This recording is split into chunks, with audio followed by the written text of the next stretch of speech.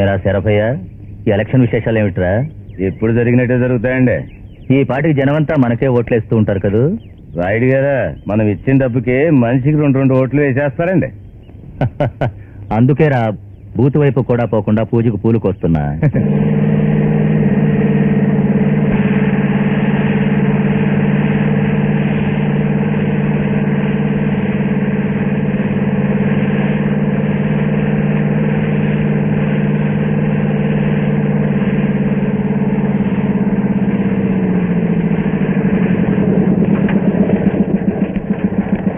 ఏమిటయ్యా, ఏమిటి ఇక్కడంతా ఖాళీగా ఉంది? అందరూ ఓట్లేసి వెళ్ళిపోయారా? ఒక ఈగా దోమ కూడా ఓటేయడం రాలేదు. ఈ ఊళ్ళోనే కాదు, పక్క ఊళ్ళో కూడా ఇంతేనంట. ఎక్కడా బండ్లు?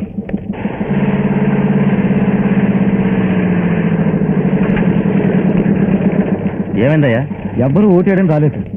ఓట్లేయడానికి ఎందుకు రాలేదు? మమ్మల్ని అడిగితే మేము మాత్రం ఏం చెప్పగలం? వీరప్రాయుడు ఇచ్చిన డబ్బు జనాలు పంచారా లేదా? ఏమిటయ్యా, ఒక్కొక్కరికి 200 లెక్క పెట్టించాం. ఎవ్వరూ ఓటేయడం రాలేదయ్యా. రండి మన రాయుడు గారితో చెప్దాం.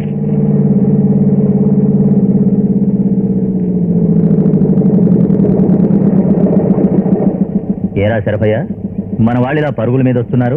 ఓట్ లేకుండానే మనం గెలుచుంటామా? అయ్యా, ఒక్క ఓటు కూడా పడలేదండి. 38 ఊళ్ళ నుంచి ఒక కుక్కనక కూడా రాలేదండి.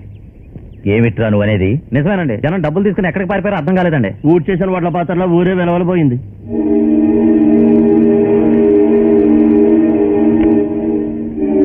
సందు దొరికితే దేవుడి చెవికే పువ్వు పెట్టేవాడిని నేను. అలాంటిది నా చెవులో జనం పువ్వు పెడతారా? కలెక్టర్కి ఫోన్ చేయండి. ఈ జనమంతా ఎక్కడికి వెళతారో నేను చూస్తాను.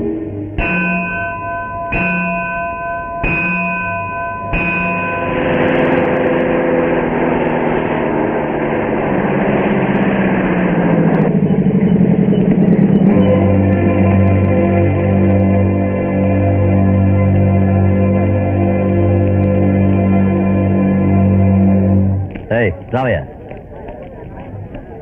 నిన్న మీ అందరికీ డబ్బు ఇచ్చి ఓట్లేమని చెప్తే ఓట్లేయడం అనేసి ఇక్కడికి వచ్చి ఏం చేస్తున్నారయ్యా? చూస్తే తెలియలా? మీరు ఓట్ల కోసం ఇచ్చిన డబ్బును భద్రంగా సేకరించి ఉండిలో పడేస్తున్నాం. రే, ఎవడబ్బా సుమన్ మీరు ఇక్కడికి తెచ్చి వేస్తున్నారు? నా దగ్గర డబ్బులు తీసుకుని ఓట్లు వేయకుండా ఇక్కడికి వచ్చి కూర్చుంటారా? కలెక్టర్ అడగవయ్యా ఏంటని. ఏమయ్యా, ఓట్లు వేయకపోవడం చట్ట ప్రకారం తప్పని మీకు తెలియదు? ఏదైనా తప్ప కాదో చెప్పాల్సింది మా జమీందారు గారండి. ఎవరయ్యా మీ జమీందారు? ఈ ఏళ్ళ జనానికి ఎవరి మాట అంటే వేదవాకు, ఆయనే మా జమీందారండి. అదిగో అటు చూడండి.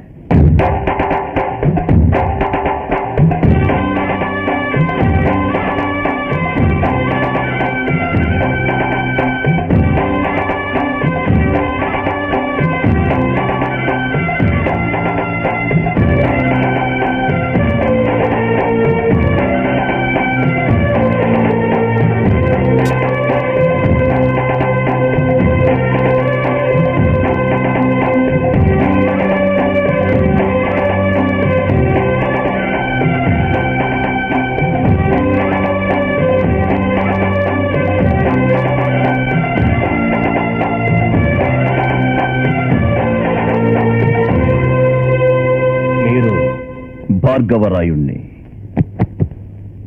గండికోట భార్గవరాయుణ్ణి. ఓటేయాల్సిన జనాన్ని ఓటేయకుండా చేశారు. ఇది ప్రజాస్వామ్యానికి విరుద్ధం కాదా? కలెక్టర్ గారు, ఈ ఊరికి రోడ్లు వేయించమని 15 సంవత్సరాలుగా అడుగుతూనే ఉన్నాం. అయినా ఇంతవరకు దాన్నెవరూ పట్టించుకోలేదు. ఈ ఊరి వీధుల్లో కరెంటు దీపాలు వేయించమని 15 సంవత్సరాలుగా అడుగుతూనే ఉన్నాం. అయినా వాళ్ళ చెవిటితనం వల్ల వినిపించుకోలేదు. అటు చూడండి, ఆ ముసలమ్మ నాకు ఊహ తెలిసిన దగ్గర నుంచి 1 మైలు దూరం వెళ్లి పక్క ఊరి నుంచి మంచినీళ్లు మోసుకొస్తూనే ఉంది. కలెక్టర్ గారు, ఒక మనిషికి తప్పనిసరిగా కావాల్సింది ఉండటానికి ఇల్లు, ఒంటి మీద గుడ్డ, కడుపుకింత కూడు. అవి కూడా మేము అడగల. మేము అడిగిందల్లా నడవడానికో రోడ్డు, ఆ రోడ్డుకో వెలుతురు, తాగేందుకు నీరు. అవి కూడా వీళ్ళివ్వలేకపోయారు. ఇక మీద వీళ్ళ నమ్మి ప్రయోజనం లేదు. అందుకనే వాళ్ళు ఓట్లు వేయమనిచ్చిన డబ్బుతో మేమే రోడ్లు వేయించుకుంటాం, బావులు త్రవ్వించుకుంటాం, కరెంటు లైట్లు వెలిగించుకుంటాం. కలెక్టర్ గారు, ఈ విధంగా కూడా ప్రజాస్వామ్యాన్ని కాపాడచ్చు. వస్తా.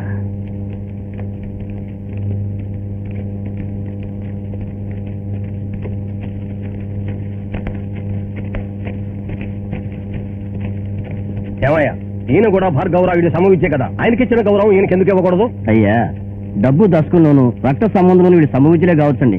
కానీ మమ్మల్ని ఎప్పుడు కాపాడుతూ మా కష్ట నష్టాలను సుఖ దుఃఖాలను బాగుపంచుకునే దేవుడు ఈ జమీందారు గారేనండి. అటు చూడండి, వారు అడుగు పెట్టిన చోట మన పాదాలు పడకూడదని జనం దూరంగా నడుస్తున్నారు.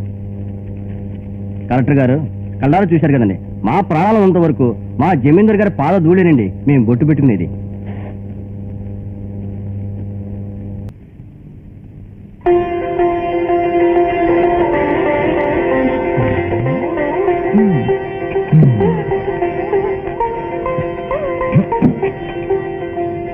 అయ్యా, నేను అడుగుతున్నాను, కోపగించుకోకండి.